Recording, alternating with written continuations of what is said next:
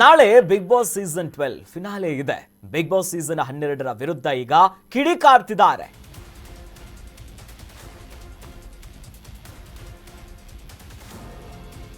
Big ಬಾಸ್ನ grand finale ನಾಳೆ ಇದೆ.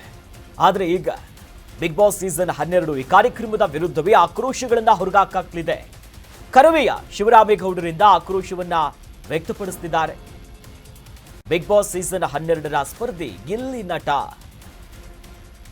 ಗಿಲ್ಲಿ ನಟನನ್ನ ಗೆಲ್ಲಿಸುವಂತೆ ಪ್ರಚಾರಗಳು ನಡೀತಾ ಇದೆ. ಅಭಿಮಾನಿಗಳಿಂದ ಅಭಿಯಾನಗಳಾಗ್ತಿದೆ, ರ್ಯಾಲಿಗಳನ್ನು ನಡೆಸಲಾಗ್ತಿದೆ. ಕನ್ನಡಪರ ಸಂಘಟನೆ, ಕಲಾವಿದರು ಹಾಗೂ ಅನೇಕ ಅಭಿಮಾನಿಗಳು ವಿದೇಶಿಗರಿಂದಲೂ ಕೂಡ ಓಟ ಹಾಕುವಂತೆ ಮನವಿಯನ್ನ ಮಾಡಲಾಗ್ತಿದೆ. ಇದಕ್ಕೆ ಕರವೆಯ ಶಿವರಾಮೇಗೌಡರು ವಿರೋಧವನ್ನು ವ್ಯಕ್ತಪಡಿಸುತ್ತಿದ್ದಾರೆ. ನೋಡಿ, ಒಂದು ಕಡೆಯಲ್ಲಿ ಒಂದು ಕಾರ್ಯಕ್ರಮ, ರಿಯಾಲಿಟಿ ಶೋ, ಅವರದೇ ಆದಂಥ ಅಭಿಮಾನಿಗಳಿರ್ತಾರೆ. ಫೈನಲಿಸ್ಟ್ಗಳ ನಡುವೆನೇ ಈಗ ದೊಡ್ಡ ಮಟ್ಟದ ಜಟಾಪಟಿ ಆಗ್ತಿದೆ. ಆದರೆ ಈ ಕಾರ್ಯಕ್ರಮದ ವಿರುದ್ಧ ಮತ್ತು ಸದ್ಯದ ಬೆಳವಣಿಗೆಯ ಬಗ್ಗೆ ಕರವೆಯ ಶಿವರಾಮೇಗೌಡರು ಆಕ್ರೋಶವನ್ನ ಹೊರಗಾಕಿದ್ದಾರೆ. ಈ ಕಾರ್ಯಕ್ರಮದ ವಿಚಾರವಂತೆ ಸ್ವಲ್ಪ ಸಿಡಿಮಿಡಿಗೊಂಡಿದ್ದಾರೆ. ನಾಡು ನುಡಿ ಜಲಭಾಷೆ, ಇನ್ನು ಈ ರಾಜ್ಯ ದೇಶದ ವಿಚಾರಕ್ಕೆ ಸಂಬಂಧಪಟ್ಟಂತೆ ಈ ವಿಚಾರ ಬಂದಾಗ ಯಾರು ಮಾತನಾಡಲ್ಲ ಅನ್ನೋದಾಗಿ ಆಕ್ರೋಶವನ್ನ ಹೊರಗಾಕಿದ್ದಾರೆ. ಆದರೆ ಗಿಲ್ಲಿಯನ್ನ ಗೆಲ್ಲಿಸುವಂತೆ ಅಭಿಯಾನ ಮಾಡ್ತಿದ್ದೀರಾ ಅಂತ ಕೇಳ್ತಿರೋದು. ಇದರಿಂದ ಬಿಗ್ ಬಾಸ್ನಿಂದ ಜನರಿಗೆ ಏನು ಸಂದೇಶ ಸಿಗ್ತಿದೆ? ಸೂಕ್ತ ಸ್ಪರ್ಧಿಯನ್ನ ಜನರೇ ಮತ ಹಾಕಿ ಗೆಲ್ಲಿಸ್ತಾರೆ. ಅದಕ್ಕಾಗಿ ಈ ರೀತಿಯೆಲ್ಲ ಮಾಡೋದು ಸರಿಯಲ್ಲ ಅನ್ನುವಂತ ಇವರ ಅಭಿಪ್ರಾಯ ಆಯಿತು. ಬಿಗ್ ಬಾಸ್ ವಿರುದ್ಧ ಶಿವರಾಮೇಗೌಡರು ಆಕ್ರೋಶವನ್ನ ಹೊರಗಾಕಿದ್ದಾರೆ.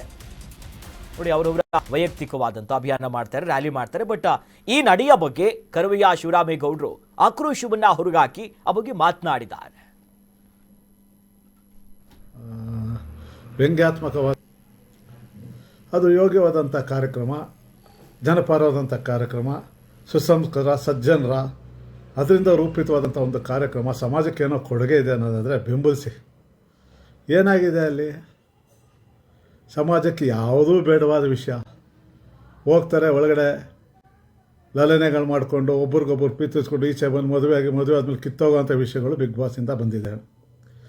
ಅನೇಕರು ಅದೇ ಗ್ರಾಮೀಣ ಸೊಗಡು ಅಂತಕ್ಕಂಥ ನಮ್ಮ ಪ್ರಥಮ ಅಂತಕ್ಕಂಥವ್ರು, ಹನುಮಂತು ಅಂತಕ್ಕಂಥವ್ರು ಒಂದಷ್ಟು ಜನರ ಮನಸ್ಸನ್ನು ಗೆದ್ದಿದ್ರು. ಈಚೆ ಬಂದು ಏನು ಸಾಧನೆ ಮಾಡಿಬಿಟ್ಟಿದ್ದಾರೆ? ದೇಶಕ್ಕೆ ಕೊಡುಗೆ ಏನು ಕೋಟಿಗಟ್ಟಲೆ ಮಿಲಿಯನ್ಸ್ ಗಟ್ಟಲೆ ಹಾಕಿದ ಏನು ಓಡಾಡ್ತಾ ಇದ್ದೀರಲ್ಲ, ಯಾರಿಗೋ ಉತ್ತರ ಕೊಡೋಕ್ಕೆ, ಯಾರೋ ಟೀಕಾಕಾರರು, ಯಾರೋ ಬಕೆಟ್ಗಳಿಗೆ ಉತ್ತರ ಕೊಡೋದಕ್ಕೆ ನೀವುಗಳು ರ್ಯಾಲಿ ಮಾಡಿಕೊಂಡು ಪ್ರತಿಭೆ ಇದ್ದರೆ ಜನ ಆಯ್ಕೆ ಮಾಡೇ ಮಾಡ್ತಾರೆ. ಅದೊಂದು ಸುಸಂಸ್ಕೃತ ಸಜ್ಜನರ ಕಾರ್ಯಕ್ರಮವನ್ನು ಸಂಸ್ಥೆಯವರು ನೆರವೇರಿಸಿದ್ರೆ ಸರಿಯಾದ ಫಲಿತಾಂಶವನ್ನು ಕೊಡ್ತಾರೆ. ಒಂದು ವೇಳೆ ಸರಿಯಾದ ಫಲಿತಾಂಶ ಕೊಡಲಿಲ್ಲ ಅಂದರೆ ಆ ಸಂಸ್ಥೆ ನಡೀತಕ್ಕಂಥ ಕಾರ್ಯಕ್ರಮ ಬೆರಕೆ ಕಾರ್ಯಕ್ರಮ ಅಂತ ಬೆರಕೆಯವ್ರು ನಡೆಸಿದ್ದು ಅಂತ ಹೇಳಿ ಬಿಟ್ಟಾಕ್ತಾರೆ. ಇಷ್ಟು ನಾವು ಮನಸ್ಸು ಇಟ್ಕೊಂಡ್ರೆ ಸಾಕಾಗಿತ್ತು. ಅದಕ್ಕೆ ಇತ್ತೀಚಿನ ಪೈಪೋಟಿಗಳು, ಇತ್ತೀಚಿನ ಏನು ಭಾರತದ ಸೈನಿಕರು ಸಹ ಇಂಥವ್ರಿಗೆ ಓಟ್ ಹಾಕಿ ಕಲಾವಿದರುಗಳು, ರೈತರು, ಮಣ್ಣಿನ ಮಕ್ಕಳು ಎಲ್ಲರೂ ಅಭಿಮಾನಕ್ಕೆ ಯಾರ್ದು ಏನು ಓಟ್ ಹಾಕಿ ಅಂತ ಹೇಳೋದ್ರಲ್ಲಿ ತಪ್ಪಿಲ್ಲ. ಆದರೆ ಎಲ್ಲೋ ಅದೊಂಥರ ವಿಕೋಪಕ್ಕೆ ಹೋದಂಗೆ ಹೋಗ್ತಾ ಇದೆ.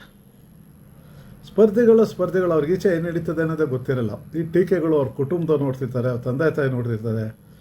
ಆ ಮಟ್ಟದಲ್ಲಿ ಕೆಟ್ಟವಾದಂಥ ವ್ಯಂಗ್ಯಾತ್ಮಕವಾದಂಥ ಪ್ರಹಸನಗಳನ್ನ ಸಾಮಾಜಿಕ ಜಾಲತಾಣದಲ್ಲಿ ಬಿಡೋದು, ಯಾರೋ ಈಚೆ ಕುಂತವ್ರು ಬುಡಬುಡ್ಕೆ ಆಡಿಸ್ದಂಗೆ ಬುಡಾಡಿಸ್ತಾರೆ, ಅವ್ರಿಗೆ ನೀವು ಉತ್ತರ ಕೊಡೋದು, ಇದರ ಅವಶ್ಯಕತೆ ಇಲ್ಲ. ಅದು ಯೋಗ್ಯವಾದಂಥ ಕಾರ್ಯಕ್ರಮ.